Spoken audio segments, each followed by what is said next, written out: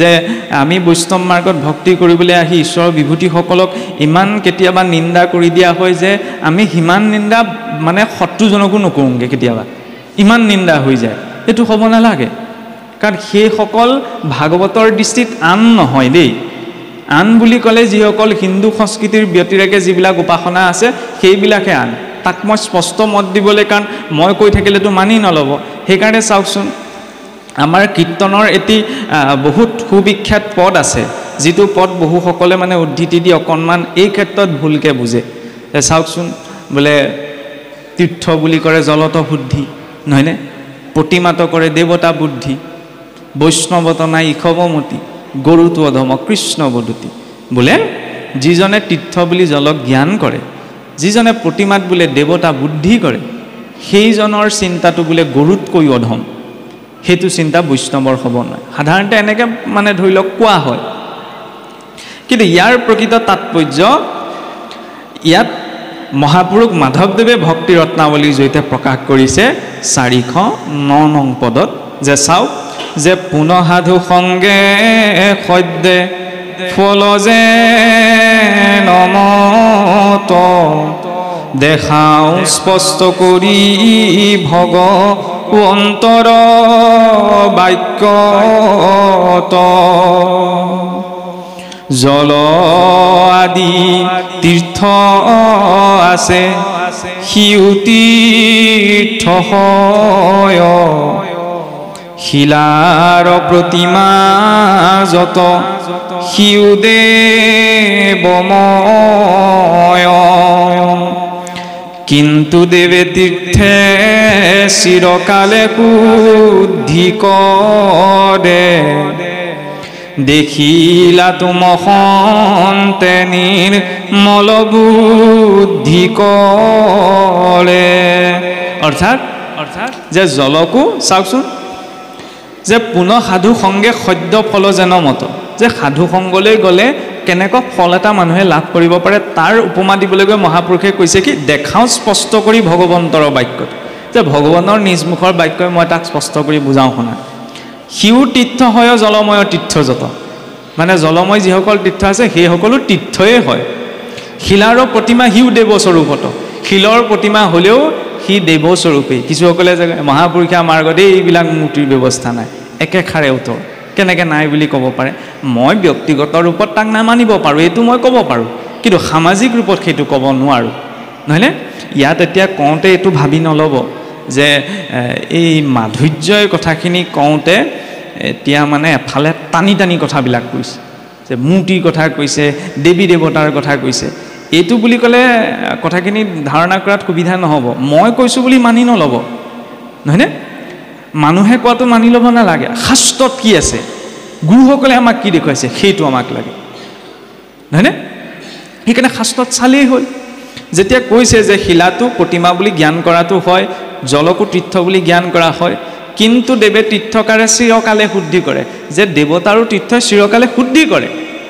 খালি তাতোতকৈ বোলে ভক্তজন মহন্তজনৰ দৰ্শন মাত্ৰকে জীৱৰ অন্তৰ্মন শুদ্ধ হয়, সেই কথাটো উপমা দিবলৈ কোৱা হৈছে যে জল বুলি তীৰ্থকো জ্ঞান কৰা হয়, প্ৰতিমাটো দেৱতা বুদ্ধি কৰা হয়, কিন্তু এই ভাৱটো ভক্তজনৰ ওপৰত যদি নাই, তেতিয়াহ'লে সেই মূৰ্তিটো হৈছে বৈষ্ণৱৰ নহয়, সেইটো গৰুতকৈ অধম। মানে ভক্তজনকে সাক্ষাৎ দেৱ প্ৰতিমা স্বৰূপ বুলি জ্ঞান কৰিবলৈও কৈছে, ভক্তজনৰ সংগতে তীৰ্থ বুলি জ্ঞান কৰিবলৈও কৈছে। এতিয়া ভকত বুলি ক'বলৈ যাওঁতে আমি চাওকচোন, আমি কওঁ নাই যে ভগৱন্তই সকলো পাপ মৰিখন কৰিলেও কিন্তু ভকতৰ দ্ৰোহ কেতিয়াও ক্ষমা নকৰে। এইটোতো সকলোৱে জানে ভক্তি মাৰ্গ, নহয়নে? যে ভগৱন্তই পঞ্চপাতক ক্ষমা কৰি দিলে বোলে ভক্তৰ দ্ৰোহ আচৰণ নকৰে। এতিয়া আমাৰ বুজাত সেইখিনিতে অকণমান মানে আমি পিছ পৰি যাওঁ। ভকত বুলি ক'লে কেৱল আপুনি মইকে বুজি থাকোঁ, নহয়নে? এই মানুহকে আমি ভকত বুলি ভাবি থাকোঁ, যেন ভকত আমাৰ মাজতহে আছে, কিন্তু যে ঈশ্বৰৰ বিভূতি সকলো ঈশ্বৰৰ একো একোজন শ্ৰেষ্ঠ ভক্ত, সেই কথাটো আমি কেতিয়াবা পাহৰি থাকোঁ, হয়নে নহয় বাৰু? আপুনি চাওকচোন, দেৱী লক্ষ্মী, আমি সদায় ঈশ্বৰৰ চৰণ সেৱা কৰিবলৈ পাহৰিব পাৰোঁ, কিন্তু দেৱী লক্ষ্মী ক'ত বহি আছে? নাৰায়ণৰ চৰণতেই নহয় জানো?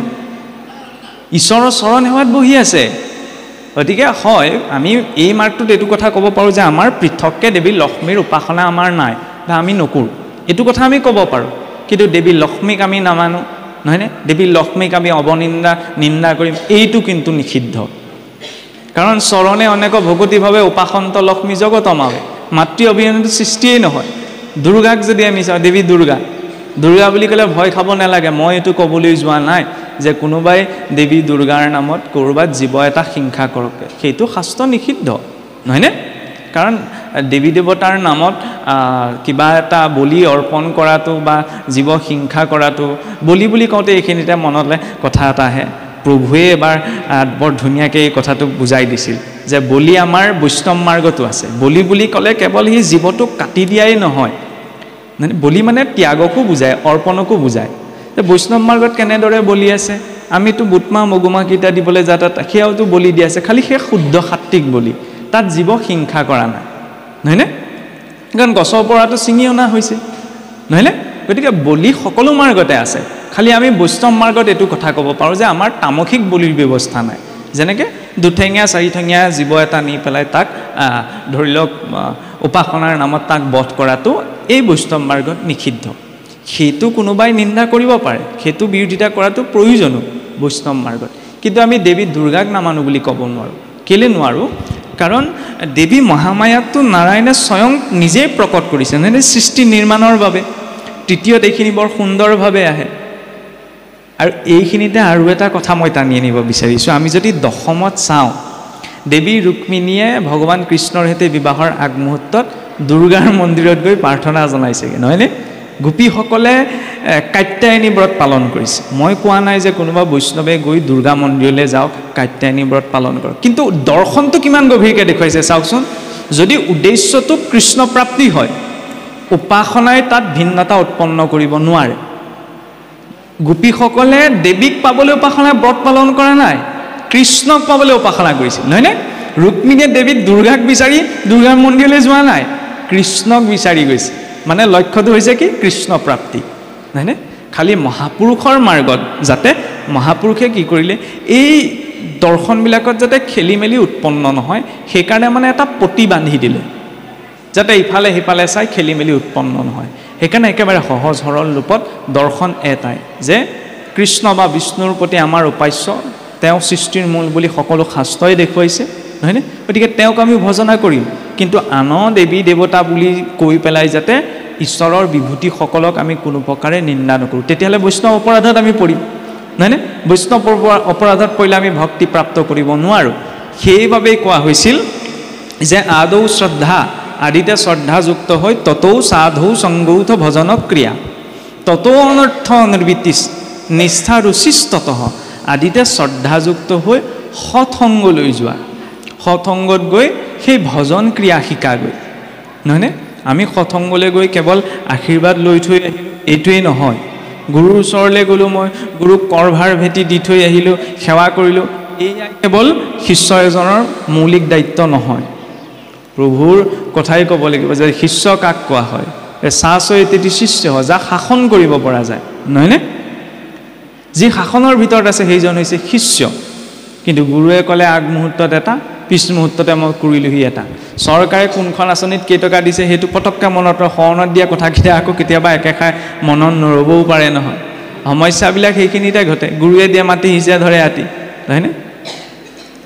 গতিকে যেতিয়া মানে এই আস্থাটো গুচি, এই আস্থাটো ক'ৰ পৰা আহিব? যেতিয়া মানে সাধু সংগত গৈ সেই গুৰুৰ বিষয়ে আমি বুজিম, বা ধৰি লওক শ্ৰদ্ধাযুক্ত হৈ এই ভজন ক্ৰিয়াটো শিকিম, আৰু সেই ভজন ক্ৰিয়া শিকাৰ লগে লগে অনৰ্থবিলাক নিজে নিবৃত্তি হ'ব। অনৰ্থ যিবিলাক আমি গোটাই নীতি নিয়মত থাকি সদায় আমি শুদ্ধ হৈ থকাটো সম্ভৱ নহ'বও পাৰে, কোনোবাখিনিত কিবা এটা ভুল হৈ যাবও পাৰে। সেইখিনি নিবৃত্তি ক'ত হ'ব? এই নিষ্ঠা সহকাৰে সেই গুৰু ধৰ্মত প্ৰবৃত্ত হোৱাৰ যে তেতিয়াহে নিষ্ঠা আৰু ৰুচি আহিব, আৰু নিষ্ঠা ৰুচি আহিলেহে প্ৰেম ভক্তি সিদ্ধ হ'ব। তাৰ পাছত আমাৰ বাবে কি দেখুৱাইছে? শ্ৰৱণ বিৰচন। সাধু সংগত গৈ প্ৰথম ভক্তিৰ কথাখিনি বুজিব লাগিব। এই যে নৱভক্তি, নৱ প্ৰকাৰ ভক্তি দেখুৱাইছে, নহয়নে? শ্ৰৱণম কীৰ্তনম বিষ্ণু অৰ্চনম পাদসেৱনম, শ্ৰৱণম কীৰ্তনম বিষ্ণু বন্দনম পাদসেৱনম, অৰ্চনম বন্দনম বিষ্ণু সখ্যম আত্মনিবেদনম। ভগৱন্তৰ শ্ৰৱণ কীৰ্তন অৰ্চন বন্দন দাস্য সখিত্য, নহয়নে? আত্মনিবেদনলৈকে 9বিধ ভক্তিৰ কথা সকলোৱে জানে। কিন্তু 9বিধ ভক্তিৰ এটা ধাৰা আছে আমি মনুষ্য জীৱনতো পোনপ্ৰথমতে শ্ৰৱণত কাৰণ প্ৰতিটো পদৰ জৰিয়তে আগবাঢ়ি যোৱাটো সম্ভৱ নহয় সেইকাৰণে থুলমূলকৈ মই অকণমান চুব বিচাৰিছোঁ শ্ৰৱণ বুলি কোৱাৰ লগে লগে আমি সকলোৱে এটা কথাই বুজোঁ যে শুনা কথাটো নহয়নে শ্ৰৱণক আদি ভক্তিৰ ৰূপতনো কিয় দেখুওৱা হ'ল কাৰণ শ্ৰৱণত আটাইতকৈ ডাঙৰ শক্তি আছে ভাওনা এখন যেতিয়া কৰে ভাওনা এখন কৰিবলৈ যাওঁতে যেতিয়া মানে কিছুসকলৰতো বচনবিলাক বৰ দীঘলীয়া হয় কোনোবা ভাৱৰীয়াক দেখিছেনে লিখি লিখি বচন মুখস্থ কৰা ক'ৰবাত দেখিছে নাই দেখা নহয়নে 60 কোট 80 কোটলৈকে বচন নিলিখাকৈ ভাৱৰীয়াজনৰ মুখস্থ হৈ যায় মই আকৌ পৰীক্ষা দিবলৈ এই কিতাপখনকে আৰম্ভণিৰ পৰা শেষলৈকে 2-3 বাৰ পঢ়িলেও মোৰ মনত নৰয় কেলে বাৰু শ্ৰৱণৰ শক্তি সেইখিনিতে পঢ়ি পেলাই সহজে মনত নৰয়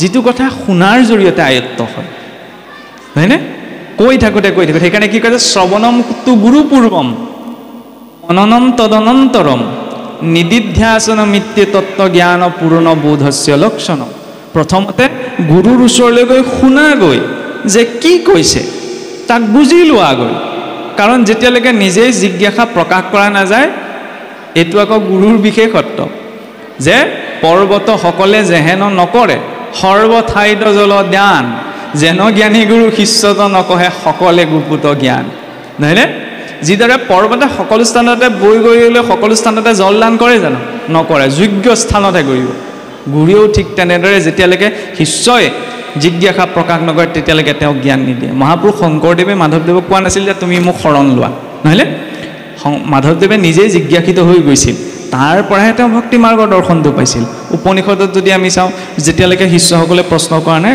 ঋষিসকলে একো কোৱা নাই নহয়নে ভাগৱততো যদি আমি চাওঁ পৰীক্ষিতে নুসুধালৈকে শুকদেৱে একো কোৱা নাই গতিকে জিজ্ঞাসাটোলৈ গুৰুৰ ওচৰলৈ যাব লাগিব তাৰপিছত গুৰুৱে কি কয় শ্ৰৱণমটো গুৰুপূৰ্বম মননম তদনন্তৰম তাৰপিছত কি কৰিব লাগিব মনন আমি কেৱল শুনাটোতে মুক্তি পাম বুলি ভাবোঁ শুনিলে আমি মুক্তি নাপাওঁ মনন কৰিব লাগিব কাৰণ মহাপুৰুষেও কৈছে নহয় মুখে বোলা ৰাম হৃদয়ে ধৰা ৰূপ এতেকে মুকুতি পাই বা কহিলো স্বৰূপ কৃষ্ণ বুলি কোৱাৰ লগে লগে কৃষ্ণৰ স্বৰূপটো মোৰ মনলৈ আহিবও লাগিব নহয়নে চিন্তনত বহুত গুৰুত্বতা আছে সেইকাৰণে শ্ৰৱণ কীৰ্তনৰ পাছতে স্মৰণ ভক্তিৰ কথা কোৱা হৈছে যেতিয়া মনন কৰিব মনন কৰি নিদিধ্যাসন তাক পুনৰ অভ্যাস সেই অভ্যাসলৈ যেতিয়া ৰূপান্তৰ হ'ব তেতিয়া অনৰ্গল সেই শ্ৰৱণৰ শক্তিৰ দ্বাৰা আমি প্ৰভাৱিত হৈ থাকিব পাৰিম তাৰ জৰিয়তে জীৱৰ বোধ উপজিব আৰু সেই বোধৰ জৰিয়তে পূৰ্ণ জ্ঞান আহিব আৰু সেই প্ৰক্ৰিয়াটো শ্ৰৱণৰ প্ৰক্ৰিয়াটো নিৰবিচ্ছিন্ন ৰূপত জীৱনটোত চলাই থাকিবলৈ আমাক কি লাগিব কীৰ্তন মানে সহজ ৰূপত কি গান কৰা নহয়নে যে গুৰুমুখত যি শুনিলোঁ শুনাখিনি গানোতো কৰিব লাগিব গান কেনেকৈ কৰিব লাগিব ডাঙৰ গুৰু বাক্য সদায় নীৰৱে যিদৰে আমাৰ কোৱা হয় ভোজন আৰু ভজন নীৰৱে কৰিব লাগে কাৰণ নীৰৱ চিন্তনতহে স্থিৰ বুদ্ধিটো প্ৰকাশ পায় আৰু ভগৱন্তৰ নাম মন্ত্ৰ গুৰু বাক্য উচ্চাৰণ কৰোঁতে যিমান পাৰি সিমান নীৰৱে কিন্তু ভগৱন্তৰ নাম কীৰ্তন কৰোঁতে যিমান পাৰি সিমান উচ্চস্বৰে হয়নে উচ্চস্বৰে কিয় কাৰণ নামখাৰ গাঁৱতে যদি ব্যক্তিজনে কোজা হৈ পেলাই ধৰি লওক বয়সৰ কথাত প্ৰভাৱ পৰিছে সেইটো বেলেগ কথা কোজা হৈ পেলাই যদি অকণমান মানে সংকুচিত হৈ নামখাৰ গায় চাবচোন আমাৰ কয় তেতিয়া নামখাৰ নুঠে বোলে নহয়নে কিন্তু যেতিয়া মেৰুদণ্ড পোন কৰি একদম সুন্দৰভাৱে স্থিৰ হৈ পেলাই একদম মন খুলি ঘোষাখিনি বা পদখিনি উচ্চাৰণ কৰে তেতিয়া নামখাৰ উঠি যায় নহয়নে কীৰ্তনত সেইটো লাগে শ্ৰৱণত একান্তভাৱে শুনি পেলাই তাক মনন কৰা মনত চিন্তন কৰা নিদিধ্যাসন তাক পুনৰ অভ্যাস কৰা যেনেকৈ স্কুলতো শিক্ষকে পঢ়াই যোৱাৰ পিছত প্ৰথমতে শুনা গ'ল ন শুনি পেলাই তাক মননটো কৰিব লাগিব ঘৰলৈ আহি কিনো ক'লে আৰু তাক পঢ়োৱাখিনি মই নিজতে নিদিধ্যাসন পুনৰ অভ্যাস কৰিব লাগিব তেতিয়াহে বিষয়টো আয়ত্ত সম্ভৱ হ'ব গতিকে গুৰুৱে ক'লে গুৰুৱে কৰাৰ পিছত তাক মননৰ পাছত নিজৰ অভ্যাসলৈ পৰিৱৰ্তন তাৰ পাছত সেই শ্ৰৱণে কি কৰিবা আমি ভাবি থাকোঁ কি শুনিলেই সকলো হৈ গ'ল আৰু শুনিলেই সকলো নহয় শ্ৰৱণে পূৰ্ণতা তেতিয়াহে পাব যেতিয়া তাত মননযুক্ত হ'ব নিদিধ্যাসনযুক্ত হ'ব তাৰ পাছতহে কীৰ্তন কাৰণ মনত ধাৰণ কৰি ল'ব লাগিব নহয়নে যেনেকৈ নামষাৰ গাবলৈ যাওঁতে আমাৰ জ্যেষ্ঠসকলে জানে নামষাৰ প্ৰসংগ কৰাৰ আগমতে কোনোবাই একদম কৃষ্ণ কৃষ্ণ ৰামকৈ আৰম্ভ কৰি নিদিয়ে প্ৰথম মনত ধাৰণ ভগৱন্তৰ ৰূপটো চিন্তা কৰি গুৰুৰ ৰূপটো চিন্তা কৰি হৃদয়ত প্ৰথম স্থাপন নহয়নে তাৰ পাছত তেওঁ নাম উচ্চাৰণ কৰিব মানে তাৰ পৰা কি ক'লে প্ৰথম মনত ধৰিব লাগিব আৰু মনত ধৰিলেহে মুখেদি হিয়াৰ মাজে নামৰ ভাণ্ডাৰ মুখে বাজ হয় ইয়াত নাম থাকিলেহে মুখেদি বাজ হ'ব নহ'লে গাঁৱলীয়া শব্দটোহে ওলাব প্ৰভুৱে অপৰাধ নধৰিব আৰু নহয়নে গতিকে ইয়াত মোৰ সঁচা ভক্তিটো থাকিব লাগিব তেতিয়াহে মই সংকটৰ বেলিকা মানে ঈশ্বৰৰ নাম বা স্মৰণ তেওঁৰ ৰূপটো চিন্তন সহজ সুলভ হৈ আহিব কৃষ্ণ বুলি কওঁতে কৃষ্ণ স্বৰূপটো মোৰ মনলৈ আহিব লাগিব তেতিয়া কীৰ্তনে পূৰ্ণতা লাভ কৰিব পাৰিব আৰু সেই কীৰ্তন যদি নিৰন্তৰ চলি থাকে তেতিয়াহ'লে স্মৰণ পৰিপুষ্ট হ'ব নহয়নে স্মৰণৰ শক্তিটো কিমান আছে চাওকচোন কংসই এই ভয়তে আপোনাৰ খাওঁতে উঠোতে বহুতে কৃষ্ণৰ ৰূপটোকে ভাবি আছিল মাৰিবলৈ আহিছে বুলি ভয়তে খোৱা বোৱা একো শান্তি নাইকিয়া উঠনতে ভুঞ্জনতে ভ্ৰমণতে উঠনতে বৈখনতে কৃষ্ণক চিন্তে সদায় সকলো জগতৰ হৰিময় দেখে সুখ শান্তি তাৰ নাই এই বিপৰীত ভাৱতো কৃষ্ণক চিন্তা কৰিছিল কাৰণে অন্তিম সময়তো কৃষ্ণ সমান গতি পালে আনফালে আমি ভৰতক যদি চাওঁ ভৰতে ৰাজ্য সুখ সকলো এৰি থৈ পুলহৰ আশ্ৰমলৈ গুচি গৈছিল কিন্তু কি হ'ল হৰিণ পোৱালি এটাৰ মোহগ্ৰস্ত হ'বলগীয়া হ'ল সেই হৰিণ পোৱালিটোৰ কথা ভাবিয়ে অন্তিম সময়ত শৰীৰটো এৰিলে কাৰণে ইমান এজন শ্ৰেষ্ঠ যোগীও ইমান এজন শ্ৰেষ্ঠ সাধকো হৰিণ ৰূপত জন্ম লাভ কৰিব লগা হ'ল তাৰ পৰা কি দেখুৱালে ইয়ং ইয়ং ভাৱস্মৰণী নিত্যম তজ্জন্তেব কলিবৰম তং তমেৱতী কুন্তয় সদা তৎ ভাৱ ভাবিত অন্তিম সময়ত যেনে চিন্তন হ'ব তাৰ অনুৰূপতেই আমি গতি পাম আৰু অন্তিম সময়ত যে ভগৱন্তৰ ৰূপটো আমাৰ চিন্তন সহজ সুলভ হয় সেইবাবে আৰম্ভণিতে শ্ৰৱণ কীৰ্তন দেখুৱালে যাতে কিবা এটা কওঁতে কৰোঁতে মেলোঁতে ঈশ্বৰৰ সেই ৰূপ চিন্তনটো মনত নিৰন্তৰ হৈ থাকে নহয়নে আৰু ইয়াৰ পৰা কি দেখুৱালে ভগৱান চন কেৱল মুখেৰে কৈ যদি মই ভগৱন্তক অৰ্চনা নকৰোঁ তেতিয়াও কিন্তু শ্ৰৱণ কীৰ্তনে ৰূপ লাভ কৰিব নোৱাৰে কাৰণ চাওকচোন নামষাৰ পথাৰৰ মাজত বহিলৈও তালযোৰলৈ গাই দিব পাৰোঁনে ন কিন্তু গাওঁ জানো নাগাওঁ নহয় কাৰণ তাত অৰ্চনযুক্ত হৈ আছে কেনেকৈ অৰ্চন ধূপ গছ জ্বলোৱা চাকি গছ জ্বলোৱা শৰাইখন দিয়া আমি কি বুলি কওঁ অৰ্চনীয়া বস্তু বুলি নকওঁ জানো কিছুসকলে যিহেতু বুজি থাকে এই নহয় ভক্তিত আমাৰ মহাপুৰুষৰ মাজত শ্ৰৱণ কীৰ্তনী শ্ৰেষ্ঠ বাকীখিনি আমাৰ দৰকাৰ নাই সম্ভৱেই নহয় নৱবিধ ভক্তিৰেহে ভক্তি সম্পূৰ্ণ পৰিপুষ্ট হ'ব নহয়নে নামষাৰ গাবলৈ যাওঁতেও তালযোৰ লৈ পেলাই গাই দিয়ে তালযোৰটো নিৰ্ণয় আছে অৰ্চন এটা আছে নহয় তালযোৰৰ নহয়নে জৰিডাললৈকে অৰ্চন আছে তালযোৰ বাদ দিয়ক বহা কঠখনলৈকে অৰ্চন আছে নহয়নে তেতিয়াহ'লে বিনা অৰ্চনত শ্ৰৱণ কীৰ্তনে কেৱল ক্ৰিয়া কৰিব পাৰিবনে নোৱাৰে আৰু সেই অৰ্চনেৰে পৰিষ্কৃত ৰূপটো হৈছে পূজা মানে আমাৰ ধৰি লওক এটা ভুলকৈ বুজোৱা হয় যে মহাপুৰুষে যিহেতু ঘোষাত এটা কথা কৈছে যে সত্য যুগে ধ্যান তেতা যুগে যজ্ঞ দাপৰ যুগতো পূজা কলিত শৰীৰ কীৰ্তন বিনাই আৰু নাহিকে দুজা হয়নে গতিকে এইবিলাক কলি যুগতে তপ জপ যজ্ঞ এইখিনি দৰকাৰ নাই এতিয়া ৰত্নাৱলী কি ক'লে তপ যজ্ঞ তপ ধন যজ্ঞ যত ব্ৰত সদাচাৰ ধনজন গৃহ পুত্ৰ ভাৰ্যায়া পুনাৰ সমস্তকে শুদ্ধ ভাৱে অৰ্পিবে কৃষ্ণক তাকেহে বুলয় জানা ধৰ্ম ভাগৱত কৃষ্ণকেহে কহে সবে বেদ শাস্ত্ৰ যত তাহাৰ বিহিত ধৰ্ম কৰ্ম যজ্ঞ যত হিহি নাৰায়ণ পৰ জানিবা নিশ্চয় অৰ্পণ নভৈলে কিছু ফলন ধৰ ভাগৱত ধৰ্মৰ আটাইতকৈ বিস্তাৰিত ৰূপটো হৈছে এইটো যে এটা কথা ঠিক সত্য যুগে যুগ ধৰ্ম বিশেষত্ব সেই যুগটোত আছে কিন্তু তাৰ অৰ্থ এইটো নহয় যে সেই সত্য যুগত ধ্যানৰ ব্যতিৰেকে পূজা যজ্ঞ এইখিনি হোৱা নাই কাৰণ সত্য যুগতো যজ্ঞ হৈছিল তেতাত চাওকচোন তেতাত বোলে তেতা যুগৰ যুগ ধৰ্মৰ তেতাত সত্য যুগে ধ্যান তেতা যুগে যজ্ঞ তেতাত পূজা হোৱা নাছিল নি ভগৱান ৰামচন্দ্ৰই পূজা কৰা নাছিল নি তেতিয়াহ'লে ভগৱানে যুগ ধৰ্ম পালন কৰিছিল নাই শংকা এটা গুচি আহেনে দাপৰত যদি আমি চাওঁ দাপৰত পূজা যুগ ধৰ্ম ভগৱান কৃষ্ণই ৰাজহুৱা যজ্ঞ আচৰণ কৰাইছিল তেলে ভগৱান কৃষ্ণই যুগ ধৰ্ম পালন নকৰা দেখুৱাইছে যুগ ধৰ্ম হয় কলিত নাম শ্ৰেষ্ঠ কলিৰ 4 যুগতে নামেই শ্ৰেষ্ঠ প্ৰাধান্যতা নামৰ থাকিব কিন্তু তাৰ অৰ্থটো নহয় যে বাকিবিলাক উপাসনা লোপ হৈ পৰিব ভাগৱতে সেইকাৰণে সৰলীকৃত ৰূপত এনেকুৱাকৈ দেখুৱালে যে ব্যক্তিজনে যদি হোম তপ জপ যজ্ঞ এইখিনি যদি কৃষ্ণৰ অৰ্থ অৰ্পণ কৰি দিয়ে তেতিয়া সিও ভাগৱত ধৰ্ম হ'ব নহয়নে কিন্তু সকলো এইখিনি কৰিবলৈ অধিকৃত নহয় সামৰ্থ্যৱান নহয় সেইকাৰণে আমাৰ বাবে নাম শ্ৰেষ্ঠ বা নাম উত্তম কিন্তু তাৰ অৰ্থ এটো নহয় যে কোনোবাই যদি কৃষ্ণ বিষ্ণুৰ অৰ্থে তপ জপ যজ্ঞ এইখিনি আচৰণ কৰে সেইখিনি আমি কলিযুগৰ ধৰ্ম নহয় বুলি নিন্দা কৰি দিম হয়নে যদি কৃষ্ণক অৰ্পণা কৰাইছে ভাগৱতৰ একাদশ স্কন্ধইটো আৰু স্পষ্ট ৰূপত কৈছে যে কবিনি গদতি শুনিও সম্প্ৰতি কহো বেদান্তৰ মৰ্ম স্বভাৱে যি কৰে হোম তপ জপ যজ্ঞ দান সদাচাৰ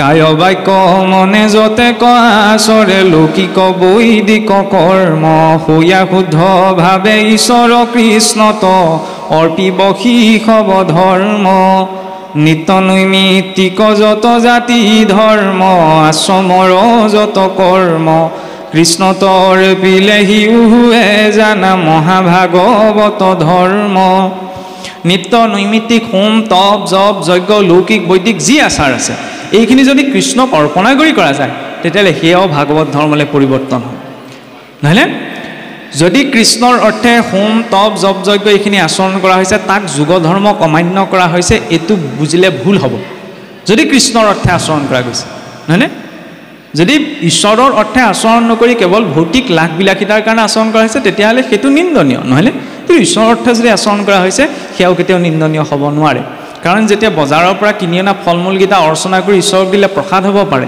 তেতিয়া শাস্ত্ৰীয় বিধি বিধানখিনি যদি তেওঁৰ অৰ্থে আচৰণ হয় তেতিয়াহ'লে সেইটো অনীতিত কেনেকৈ পৰিব নহয়নে এইখিনিতো শাস্ত্ৰীয় অনীতি নহয় গতিকে মূল কথাটো হৈছে কি ভাগৱতে বহুত গভীৰ দৰ্শন দিছে আমাৰ অসমখনতহে এইখন ঢেৰ কিবা কিবি যুক্তি তৰ্ক হাই কাজিয়া হৈ থাকে কিয় হৈ থাকে যে এইবিলাক কৰিব লাগে নে নালাগে একেবাৰে চিম্পুল ইংৰাজী শব্দ এটা আহি গৈছে আৰু একেবাৰে সহজ ৰূপত দেখুৱাইছে যদি গোটেই কৰ্মবিলাক ঈশ্বৰমুখী হৈ কৰ্ম কৰা আচৰণ কৰা যায় তেতিয়াহ'লে জাৰুটো দিওঁতেই যদি ঈশ্বৰক নাম লৈ যদি কৰ্মটো কৰিলে সেই নিত্য নৈমিত্তিক কৰ্মটো ঈশ্বৰৰ কৰ্মলৈ পৰিৱৰ্তন হ'ব পাৰে তেতিয়াহ'লে এইখিনি কিয় নোৱাৰে খালি কথা হ'ল কি সেইখিনি ঈশ্বৰমুখী হৈ আচৰণ কৰিব লাগে কিন্তু যদি ঈশ্বৰমুখী আচৰণ কৰা নাযায় তেতিয়াহ'লে সেইখিনি বিড়ম্বনা ৰত্নাৱলী হৈ একে কথাটো কৈছে বুজাত কিবা খেলি মেলি হৈছে নি বাৰু মই কি কাৰণ ময়ো এটা বেলেগ মানস পটত কথাখিনি কৈ আছোঁ আপোনাৰ সবৰ মানস পটত বেলেগ কিবা এটা চলি থাকিব পাৰে গতিকে ভুল বুজাবুজি এটা থাকি যাব নালাগে পাছত যাতে সমাজত মানে সেই বিষয়টো লৈ যাতে কিবা এটা খেলি মেলি লাগে নহয়নে মূল কথাটো হ'ল কি সকলো পদ্ধতিৰ জৰিয়তে কৃষ্ণক অৰ্পণা কৰাৰ ব্যৱস্থাটো দেখুৱাইছে আমাক আৰু কৃষ্ণক অৰ্পণাৰ এটা প্ৰতিভূ স্বৰূপ হৈছে অৰ্চন পূজা মানে সাংঘাতিক বিড়ম্বনা নহয় বৈষ্ণৱ প্ৰত্যেকজন বৈষ্ণৱ বিষ্ণুৰ অৰ্চনত অধিকৃত যেনেকৈ আমি যদি চাওঁ সেই ভাগৱতৰে একাদশ স্কন্ধৰ আপোনাৰ সপ্তম অধ্যায় নিমিনৱ অধ্যায় সংবাদত সম্পূৰ্ণ অৰ্চনৰ বিধি দিছে পূজাতনো কি কৰা হয় আলহী এজন আহিলে যেনেকৈ চাওকচোন মই প্ৰভুৰ কথাই কৈছোঁ প্ৰভু যেতিয়া আপোনালোকৰ ইয়াত উপস্থিত হ'লি ৰাইজ আগবাঢ়ি গ'লনে গৈ পেলাই চৰণ প্ৰক্ষালন কৰি পেলাই আনিলে তেওঁক আসন দিলেহি আসনৰ পাছত ধৰি লওক সাধ্য অনুসাৰে ফলাহাৰ ইত্যাদি সময়ত যোগাৰ দিব সেৱা কৰিব ঠিক তেনেদৰে এই কথাটো অতিথি এজন মানুহৰ ঘৰলৈ আহিলে আমি এইখিনি আপ্যায়ন কৰোঁনে যেনেকৈ অসমীয়া মানুহৰ ঘৰলৈ যদি অতিথি এজন আহে মুখ হাত ধুবলৈ আমি পানী ঘটিটো আগবঢ়াই দিওঁ লাহেকৈ সোমাই আহি বহিবলৈ আসনখন দিওঁ চাহ তামোল দিওঁ নহয়নে তাৰপিছত ভাল বেয়া সোধোঁ পূজাতনো কি কৰা হয় এই একেখিনিয়ে খালি কিছুসকলে কথাবিলাক বেলেগ কৰি পেলালে ধাৰণা ভগৱন্ত ক'ত আছে ভকতৰ হৃদয়ত গতিকে হৃদয়ৰ পৰা ভগৱন্তক সন্মুখৰ আসনত তেওঁ চিন্তা কৰিব যে ভগৱন্ত উপস্থিত হ'ল তাকে ভাৱনা কৰি বাৰে প্ৰতি চাবচোন পাদ্য অৰ্ঘ আচমনিৰ কথা পাদ্য মানে ভগৱন্তৰ ভৰি ধোৱা জল ভগৱন্ত তাতে স্থিতশীল কল্পনা কৰি পেলাই তাতে ভৰি ধোৱা জল অৰ্ঘ মানে মুখ ধোৱা জল আচমনি মানে মুখ প্ৰক্ষালন কৰা জল নহয়নে দিব তাৰপৰা স্নানীয় জল ভগৱন্তক স্নানৰ অৰ্থে জল ধন্যবাদ হিচাপত গন্ধপুষ্প এপাহ দিব ধূপদীপ নৈবেদ্যৰে তেওঁক স্তুতি কৰিব সাধ্য অনুসাৰে নৈবেদ্য তাৰপৰা ভগৱন্তক প্ৰশংসা কৰি স্তুতি এটা পাঠ কৰিব পুনশ্চ সেই সন্মুখৰ আসনত থকা ভগৱন্তক নিজৰ হৃদয়ত স্থাপন হ'ল বুলি ভাৱনা কৰি সেই পূজা সমাপন কৰিব তাততো একো আড়ম্বৰ কৰা হোৱা নাই নহয়নে ভগৱান বিষ্ণুৰে অৰ্চন তাতো নামেই লোৱা হৈছে ৰাম কৃষ্ণ গোপাল গোবিন্দ হৰি নাৰায়ণ বাসুদেৱ অনন্ত ইত্যাদি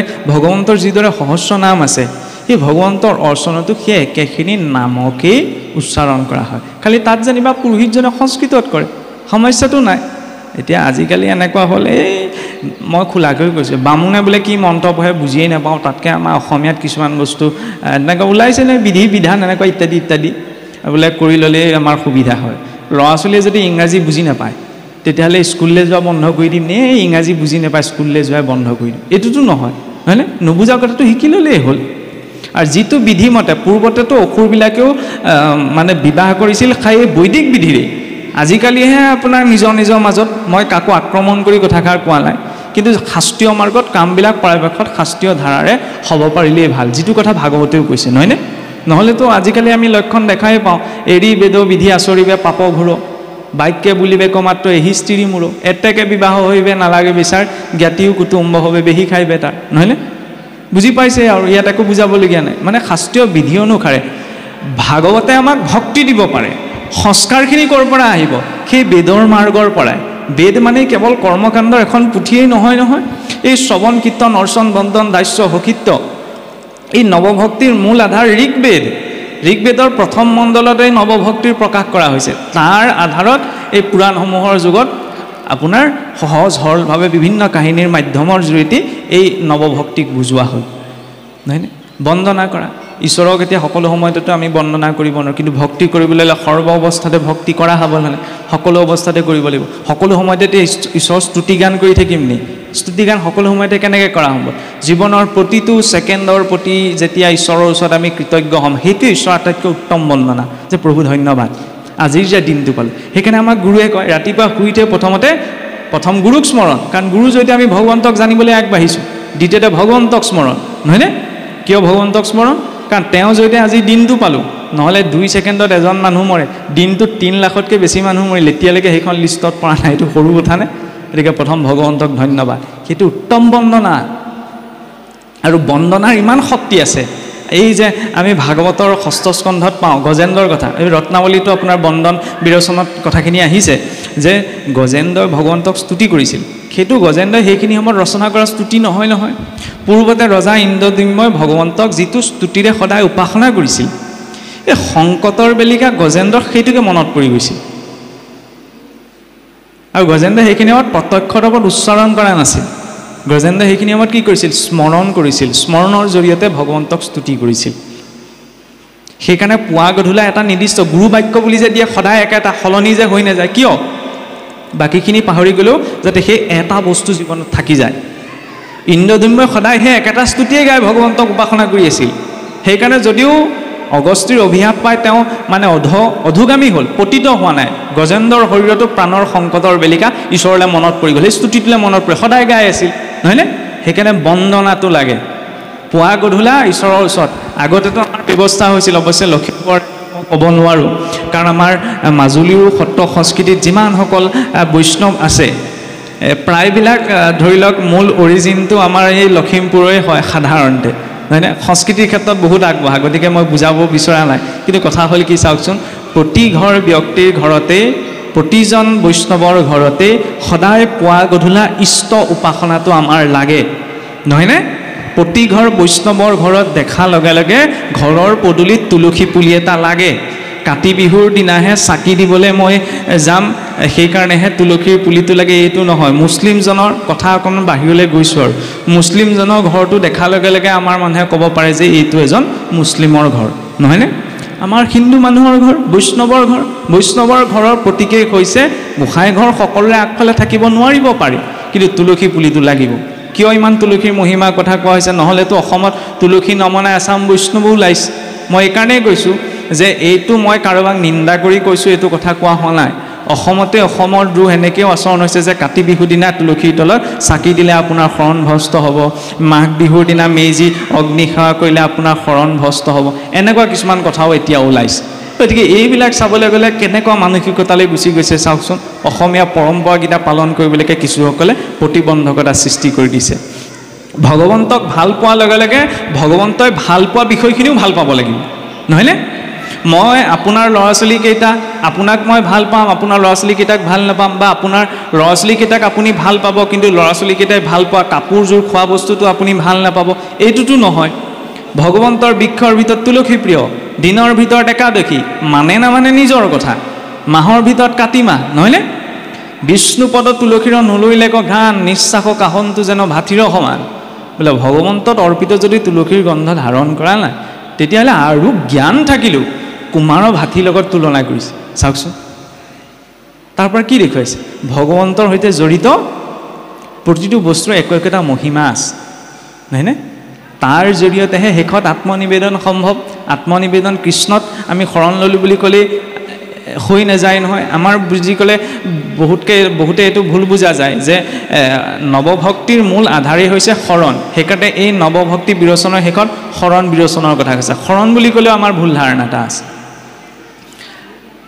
শৰণ বুলি কওঁতেই, কাৰণ মোৰ কথা বুলি ক'লেতো সকলোৱে মানি নল'ব, সেইকাৰণে মই কোট কৰিছোঁ। আমাৰ আউনীতি সত্ৰৰে পূৰ্বৰ বিষ্ণুচন্দ্ৰ প্ৰভু ঈশ্বৰে এটা বৰ ধুনীয়া কথা প্ৰকাশ কৰিছিল, যিটো কথা পোনপ্ৰথমতে শুনিবলৈ অকণমান মানে হজম কৰিব নোৱাৰিবও পাৰোঁ আমি, যে আমি যি শৰণ গ্ৰহণ কৰোঁ সেই শৰণ গীতাৰ শৰণ নহয়। আমি যি শৰণ গ্ৰহণ কৰোঁ সেয়া আমাৰ ধাৰ্মিক বা আধ্যাত্মিকতাৰ ক্ষেত্ৰত প্ৰথম প্ৰৱেশহে। আমি ভাবি লওঁ কি আমি যি শৰণ গ্ৰহণ কৰিছোঁ সেয়াই গীতাৰ শৰণ হৈ গ'ল। হ'বই নোৱাৰে। কেনেকৈ হ'ব চাওকচোন। আমি পোনপ্ৰথম গুৰুৰ জৰিয়তে শৰণ মানে কি আশ্ৰয় গ্ৰহণ কৰিছোঁহে। আশ্ৰয় গ্ৰহণ কৰাৰ লগে লগে আমি কি সম্পূৰ্ণ ঈশ্বৰত পূৰ্ণ বিশ্বাসী হৈ গ'লো নি? নাই হোৱা নহয়। যদি হৈ গ'লোহেঁতেন তেতিয়া তাৰ পাছত শৰণ ভজন ভক্তি পৰমাৰ্থ এইখিনি নাৰাখিলেইহেঁতেন। ৰাখিছে নহয়। আমি যি শৰণ গ্ৰহণ কৰোঁ সেয়া প্ৰথম মানে এণ্ট্ৰিটো, ৰেজিষ্টাৰটো। গীতাৰ শৰণ হৈছে বিশ্বাস কৰি এৰি দিয়া। মইতো চকু মুজি দুখোজ পিছলৈ যাব নোৱাৰোঁ, সেইকণেই মোৰ বিশ্বাস নাই, নহয়নে? ভক্ত প্ৰহ্লাদে স্ফটিকৰ স্তম্ভটো ভগৱানক দেখিছিল। আমিতো মানুহতেই দেখিব পৰা নাই। এই শৰণ ইমান সহজ বস্তুলে আমি ডাঙৰকৈ কৈ দিওঁ যে শৰণীয়া হ'বলৈ হ'লে সৰ্বধৰ্ম পৰিত্যাজম, সকলো ধৰ্ম কৰ্ম বাদ দি কেৱল মোৰ ওচৰলৈ আহা। কেনেকৈ সম্ভৱ? মই নিজৰ দেহাটোৰ চিন্তা এৰিব পৰা নাই, ঘৰখনৰ চিন্তা এৰিব পৰা নাই, আকৌ মই কৈছোঁ মই ধৰ্ম কৰ্মৰ চিন্তা এৰিবলৈ গৈছোঁ। সম্ভৱনে? আপুনি মই জীয়াই থকা স্তৰটোত সেইটো সম্ভৱ নহয়। তাৰ পৰা মই ভ্ৰান্ত ধাৰণা আনিব বিচৰা নাই, কিন্তু এইটো কথা স্পষ্ট কৰিব বিচাৰিছোঁ, নহ'লে মানে শৰণৰ আঁৰ লৈ কিছুমান কথা ভুলকৈও আমাৰ গাইডলাইনত গুচি যায়। কিন্তু গুৰুৰ প্ৰদত্ত শৰণত যদি বিশ্বাসৰ ধাৰাটো সদায় বৰ্তি থাকে, তেতিয়াহ'লে সেই শৰণৰ জৰিয়তে ব্যক্তি সেই শৰণৰ স্থিতিলৈ যাবগৈ পাৰে। কিন্তু পোনপ্ৰথমতে যোৱা সম্ভৱ নহয়, কাৰণ ঈশ্বৰৰ প্ৰতি পূৰ্ণ বিশ্বাসটো লাগিব। আৰু সেইবাবে চাওকচোন, ঈশ্বৰৰ শৰণৰ ক্ষেত্ৰত 6টা বিষয়ৰ কথা আমাৰ গুৰুসকলে আমাক কৈছে, যে অনুকূলেশ্ব সংকল্প প্ৰতিকূলেশ্ব বৰ্জনম ৰক্ষিষ্য ভীতি বিশ্বাস গৌতুপ্তে বৰণম যথা আত্মনিক্ষেপ কাৰ্পণ্য য়ন্তা বিধি শৰণাগতিম।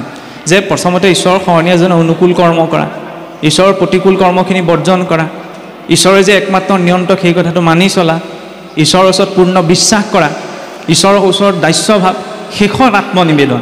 আত্মনিবেদন মানে কায় মনোবাক্যে সৰ্বস্ব তেওঁত অৰ্পণ কৰি দিয়া। এই আত্মনিবেদন কৰাটো আমাৰ পক্ষে সম্ভৱ নহয় সহজতে। কিয়? কাৰণ আমাৰ ইন্দ্ৰিয়বিলাক আমাৰ বিষয়মুখী হৈ থাকে। সেইকাৰণে চাওকচোন, ইয়াতে বৰ বেছি দীঘলীয়া নকৰোঁ, প্ৰভু ঈশ্বৰৰ বক্তব্য আছে, সময়ৰ কথা আছে। গতিকে এই আত্মনিবেদনৰ যিটো ধাৰা, কেনেদৰে জীৱই আমি ঈশ্বৰৰ চৰণত নিজকে আত্মনিবেদন কৰি ভক্তিৰ সেই উচ্চ স্তৰলৈ যাব পাৰোঁ, যাৰ জৰিয়তে আমাৰ নৱভক্তি সিদ্ধ হ'ব, তাৰ গোটেই ধাৰাটো মহাপুৰুষে ভক্তি ৰত্নাৱলীত ইমান সুন্দৰভাৱে দেখুৱাইছে। চাওকচোন, সেইখিনি কোৱাৰ পাছত আপুনি মই বেলেগকৈ একো বুজিবলৈ আৰু কৰিবলৈ নাথাকে। এই ইন্দ্ৰিয়সমূহৰ জৰিয়তে ঈশ্বৰমুখী হোৱা কেনেকৈ? কৰ্ণে শুনে কৃষ্ণ কথা, মুখে বোলে ৰাম, মনে পাদ পদ্ম স্মৰে, হস্তে কৰে কাম। কৃষ্ণৰ প্ৰতিমা দেখে চক্ষুৱে ভক্তক, বিষ্ণু বুদ্ধি কৰি হিৰে নমে মস্তক। নিৰ্মাল্য তুলসী ঘ্ৰাণ লবে না শিকায়, বিষ্ণু নৈবদ্য মাত্ৰ আস্বাদে জিহ্বায়। পদে বিষ্ণু বৈষ্ণৱ ক্ষেত্ৰ কচলি যায়, এহি মত ইন্দ্ৰিয়ৰ বৃত্তি সমুদায়। এই ইন্দ্ৰিয়সমূহৰ প্ৰকৃত উদ্দেশ্যটো সাধনৰ জৰিয়তে আমাৰ এই 9বিধ ভক্তি আৰু ঈশ্বৰৰ ওচৰত আত্মনিবেদন সম্পূৰ্ণ হ'ব পাৰে। কাণখনে কৃষ্ণ কথা শুনা, নহয়নে? কৃষ্ণ কথা কেনেকৈ কোনোবাই যদি তাত আনৰ প্ৰসংগ মেলিছে সেই কথাখিনিক আমি কৃষ্ণলৈ পোনাই লৈ যাব লাগিব।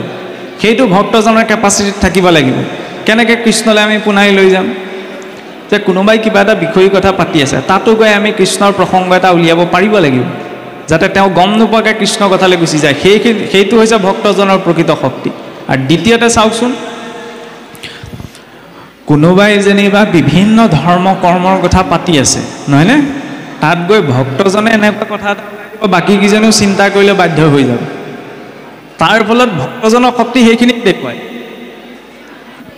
কাণখন সদায় হৰি কথা শুনাত কথাবিলাক অকণমান টানলৈ গুচি যায়গৈ পোনপ্ৰথমতে কওঁতে। সেইকাৰণে মই আকৌ ঘূৰি আহিব বিচাৰিছোঁ যে সহজ ৰূপত কৰ্ণে শুনে কৃষ্ণ কথা, কাণখন হৰি কথা শুনাত। কৃষ্ণ কথা মানে আনন্দ, য'ত ভাল কথা হ'ব, ভাল কথাবিলাক শুনাত কাণখন সদায় দি থ'ব লাগে, নহয়নে? আমিতো কথাই প্ৰতি কৃষ্ণ নাম উচ্চাৰণ কৰিব পাৰোঁ। তাৰ ফলত কি হয়, ভৌতিক কথা এটা পাতোঁতে ঈশ্বৰ চিন্তনটো হৈ থাকিব। কিন্তু আমাৰ ভুলতে বেয়া মাতটো ওলাই যায়, ভুলতে আকৌ কৃষ্ণ বা ৰাম বুলি নোলায় নহয়। সমস্যাটো সেইখিনিতে। চাবলৈ একেবাৰে সহজ, কিন্তু সেই ধাৰণাটো আঁতৰাব লাগিব। কৰ্ণে শুনে কৃষ্ণ কথা, মুখে বোলে ৰাম, মনে পাদ পদ্ম স্মৰণ। মনটো কিয় দিলে? ঈশ্বৰৰ চৰণ চিন্তনৰ বাবে। মানে ধ্যান বৰ্ণনাত কিমান সুন্দৰকৈ দেখুৱাইছে। গুৰুৰ ওচৰত গৈ ৰূপ কেনেকৈ চিন্তা কৰিব লাগে সেইটো মই শিকিব লাগিব। ভগৱন্তৰ চৰণৰ পৰা মস্তকলৈকে, মস্তকৰ পৰা চৰণলৈকে কৃষ্ণ বুলি ক'লেই নহ'ব নহয়। কৃষ্ণৰ ৰূপটোতো কেনেকুৱা? 32 অলংকাৰ, ক'ত কেনেকৈ কি পিন্ধিছে, ক'ত আছে, ধ্বজপদত পংকজ চিন্তিবলৈ যাওঁতেচোন আপোনাৰ ধ্বজত ইন্দ্ৰ আছেই, নহয়নে? কি ব্ৰজত ইন্দ্ৰ আছেই, প্ৰজাপতি আছেই, ভগৱন্তৰ চৰণতে লক্ষ্মী আছে, এইখিনি চিন্তন হৈয়ে যায়। তেতিয়াহ'লে এইখিনি আনদেৱ চিন্তা নহয়, এই হ'ল ঈশ্বৰৰ বিভূতি স্বৰূপ ঈশ্বৰৰ ভক্তসকলৰ চিন্তন। সেইসকলৰ অবিহনে ঈশ্বৰৰ ৰূপটোৱে সম্পূৰ্ণ নহয়, নহয়নে? মনটো সেই ঈশ্বৰৰ দিব্য ৰূপটো চিন্তা কৰিবলৈ, আৰু সেই ৰূপটো যদি মনত থাকে তেতিয়াহ'লে মই বেয়া কাম এটা কৰা সম্ভৱ নহয়। মনটোৱে ক'ব, কিন্তু মনটোৰ সেইখিনি সময়ত সংযমী হ'বলৈ বাধ্য হৈ যাব একমাত্ৰ ৰূপ চিন্তনৰ প্ৰভাৱত। কৰ্ণে শুনে কৃষ্ণ কথা, মুখে বোলে ৰাম, মনে পাদ পদ্ম স্মৰে, হস্তে কৰে কাম। জীৱনত প্ৰত্যেকজন ব্যক্তিয়ে যি যি দায়িত্ব পায়, সেই দায়িত্বটো ঈশ্বৰ প্ৰদত্ত বুলি যদি নিষ্ঠা সহকাৰে পালন কৰা যায়, সেয়াও ঈশ্বৰৰ কৰ্ম, যদি ঈশ্বৰক অৰ্পণা কৰা হৈছে। পথাৰত বস্তু লওঁতে যেতিয়া আমাক গুৰুৱে অৰ্পণা কৰিবলৈ আমাক শিকাই দিছে, ইমান পদ্ধতি দিছে, তেতিয়াহ'লে সংসাৰৰ নিজত পালন কৰা দায়িত্বসমূহ ঈশ্বৰক আমি অৰ্পণা কৰিব পাৰোঁ। খালি তাৰ নিষ্ঠা আৰু সত্যতাটো লাগিব। কৃষ্ণৰ প্ৰতিমা দেখে চক্ষুৱে ভক্তক, চকু দুটা কিয় দিলে? কৃষ্ণৰ প্ৰতিমা চাবৰ বাবে। এতিয়া আকৌ কিছুসকলে পটককৈ এনেকৈ লৈ ল'ব পাৰে, আমাৰ প্ৰতিমাৰ কথা কৰিবলৈ। প্ৰতিমা অবিহনে কাৰো সম্ভৱেই নহয়, হয়নে? ভাগৱততো ভগৱন্তৰ প্ৰতিমা, বাংময় মূৰ্তি বুলি আমি কৈছোঁ। তেনেদৰে ভগৱন্তৰটো চাবলৈ গ'লে আমি 8 প্ৰকাৰৰ মূৰ্তিৰ কথা কওঁ। চতুৰ্থ স্কন্ধ ভাগৱতেতো তাতোতকৈ আগুৱাই কৈছে যে মন্ত্ৰময়, মূলময়, দাৰু ধাতুময়, লেখা লেপা অনুযত, প্ৰতিমা দিছ যত, জল আদি কৰি অধিষ্ঠান যত, শালেগ্ৰাম শিলাত যে শ্বেতমলত, অধিকাৰী ভেদে যাতে তাতে নিষ্ঠা কৰি শ্ৰদ্ধাভাৱে ভক্তিভাৱে অৰুচিবে কহৰি, নহয়নে? জললৈকে ভগৱন্তৰ অধিষ্ঠান বুলি কৈছে। গতিকে ভগৱন্ত যেতিয়া সকলোতে আছে, ভগৱন্তৰ মূৰ্তিটো আছে, ফটো এখন দেখাৰ লগে লগে তাতো প্ৰণাম কৰাৰ প্ৰয়োজন। তাৰ যদি ভগৱন্তৰ ভাৱটো মনলৈ আহে, কিন্তু নহয় ভগৱন্ত ভাগৱততহে আছে, তাৰ বাহিৰে ফটোত নাই, মূৰ্তিত নাই, এইটোতো জড় বুদ্ধি। ঈশ্বৰ যেতিয়া সকলো ভূততে আছে বুলি কৈছে, তেওঁ প্ৰতীক পদত কেনেকৈ নাথাকিব?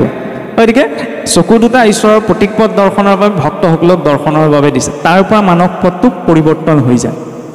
নিৰ্মাল্য তুলসী ঘ্ৰাণ লয়ে নাখি গায়, নাকটো কিয় দিলে? ভগৱন্তৰ পদ অৰ্পিত তুলসী আনি গন্ধ লৈ পেলাই শিৰত ধাৰণ কৰিবৰ কাৰণে। আমি আকৌ কিছুসকলে গুৰুৰ ওচৰত নিৰ্মালি ল'বলৈ যাওঁ, লাহেকৈ গৈ পেলাই জাপতে ভৰাই থৈ দিওঁ, পিছতে প্ৰায় দিন কাহিনী এটা যে আছে, নগাই আপোনাৰ নিৰ্মালি থোৱাত থোৱা নে এনেকৈ বুলি যে কয়, আমাৰ গ্ৰাম্য সমাজত আছে। মানে বিষ্ণুৰ চৰণত অৰ্পিত সেই তুলসী পত্ৰটোৰ মহিমা বহুত। অন্তিম সময়ত যদি সেইটো মহাপাপীজনৰো যদি শিৰত থাকে, তেতিয়াহ'লে সশৰীৰে বৈকুণ্ঠলৈ যাব পাৰে বুলি শাক্তসকলৰ মূল গ্ৰন্থ দেৱী ভাগৱতত লিখা আছে। আপুনি ভাবি চাওক, ইমান মহিমা। গতিকে সেই তুলসী পাতটো, তুলসী বৃক্ষজোপা প্ৰতিজন বৈষ্ণৱৰ ঘৰত লাগে, আৰু সেই তুলসী পাত এটা ভগৱন্তক অৰ্পণ কৰি নিজৰ শিৰত ধাৰণ কৰাৰ অভ্যাসটো বৈষ্ণৱজনৰ লাগে। এই নহয় আমি অন্তৰৰ পৰা ভক্তি কৰোঁ নহয়, এইবিলাক আমি নকৰিলেও হ'ব, এইটো ভুল কথা। বিবাহিত মহিলাগৰাকীয়ে শিৰত সেন্দুৰকণ নোলোৱাকৈ যদি কয় মই অন্তৰৰ পৰা তেওঁক স্বামী বুলি ভাবোঁ নহয়, শিৰত সেন্দুৰ নল'লেও হ'ব, মানি ল'ব পাৰিবনে? নোৱাৰে। গতিকে দেখাচাৰটোও লাগিব, আন্তৰিক আচাৰটোও লাগিব। কেৱল অন্তৰ বা ভক্তি বুলি ক'লে সকলো সামৰি থ'ব আমি নোৱাৰোঁ। দ্বিতীয়তে কি শেষত কি ক'লে? পদে বিষ্ণু বৈষ্ণৱ ক্ষেত্ৰক চলি যায়। ভৰিটো ৰাখিও দিলে বিষ্ণু বৈষ্ণৱৰ স্থানলৈ যাবলৈ। গ'লোঁ বোলে ভাল লাগিলে দে, ভালকৈ এসাঁজ খুৱাই পঠিয়ালে, সেয়াই সাৰ্থকতা নহয়। গুৰু ঘৰলৈ গৈ অকণমান কিবা এটা ধৰ্ম কথা শিকি অহা, গৈনো কি শিকিলোঁ? কিবা এটা সৎসংগলৈ গৈ, আজি সকাম এটা পাতিলে যেনেকৈ আমাৰ ভকতসকল সমবেত হয়, তাত গৈ অকণমান সৰি কথা পতা নহয়নে? তাৰ পৰা সাৰ্থকতাটো আহিব, সেইখন বৈষ্ণৱ ক্ষেত্ৰ। এইদৰে যেতিয়া আমি নিজৰ ইন্দ্ৰিয়সমূহৰ যদি ঈশ্বৰমুখী হৈ থাকোঁ, তেতিয়া স্বভাৱতেই নৱবিধ ভক্তি সিদ্ধ হয় আৰু এটা সময়ত গৈ আত্মনিবেদন সিদ্ধ হ'বগৈ।